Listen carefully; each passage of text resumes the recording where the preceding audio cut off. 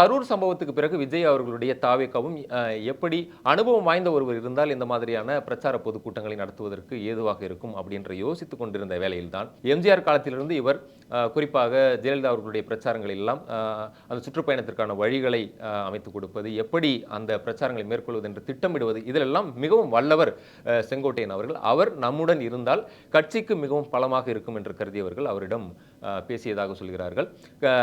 தாவேக்காவில் அமைப்பு பொதுச் செயலாளர் என்ற பதவியை செங்கோட்டையன் அவர்களுக்கு விஜய் அவர்கள் ஒதுக்கப் போவதாகவும் சொல்கிறார்கள்.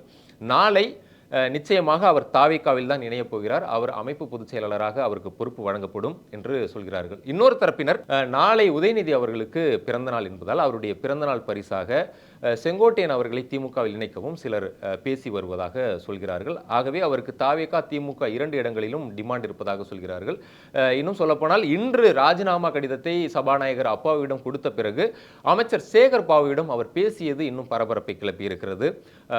திமுக தரப்பிலிருந்து சபரீசன் தரப்பிலிருந்தும் அவருடன் இன்னும் பேசிக் கொண்டிருக்கிறார்கள் என்றும் சொல்கிறார்கள். ஏற்கனவே நிறைய அதிமுகவிலிருந்து கிளம்பிய முன்னாள் அமைச்சர்கள்லாம் இன்று அமைச்சர்களாகவும் இருப்பதால் இவருக்கு நாளை மீண்டும் திமுக ஆட்சிக்கு வரும்போது முக்கியமான பதவிகள் வழங்கப்படும் என்ற உறுதியும் அளித்திருப்பதாகவும் சொல்கிறார்கள்.